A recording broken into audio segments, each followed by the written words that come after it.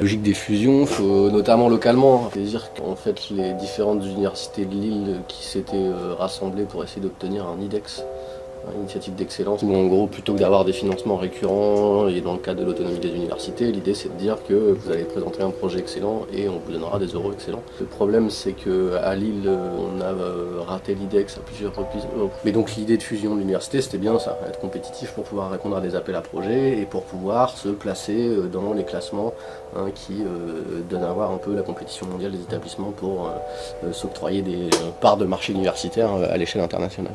Donc on a fusionné Lille 1, Lille 2 et Lille 3. Ça a coûté, si je ne me trompe pas, 6 millions d'euros. C'est 65% des cours qui sont donnés par des non-titulaires chez nous. 65% parmi lesquels, alors des ATER qui sont parmi les moins précaires.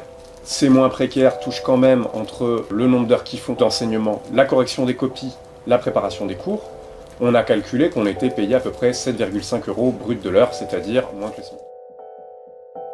Dans le cadre d'une politique d'austérité qui est liée à la fois à la fusion de ces budgets qui étaient pour le coup déficitaires, et puis aussi avec un certain nombre d'indicateurs qui permettent de définir ce qu'est une université excellente, dont le rapport entre le budget et la dite masse salariale. En gros, il y avait une injonction qui dit la masse salariale dans l'université de Lille est trop importante. Et donc c'est ce qui explique l'annonce pour cette année d'un gel d'emploi.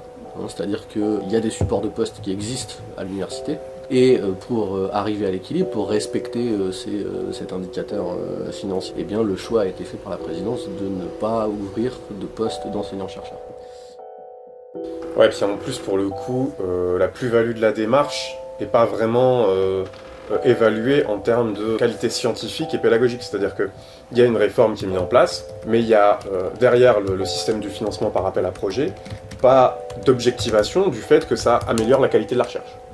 Parce qu'il y a plus d'argent qui arrive sur des points plus concentrés, c'est-à-dire sur un nombre restreint de projets de recherche ou d'étudiants, mais de fait, sur l'ensemble de la structure de l'enseignement, il n'y a pas de preuve que ça améliore la qualité pédagogique des universités qui sont dites d'excellence.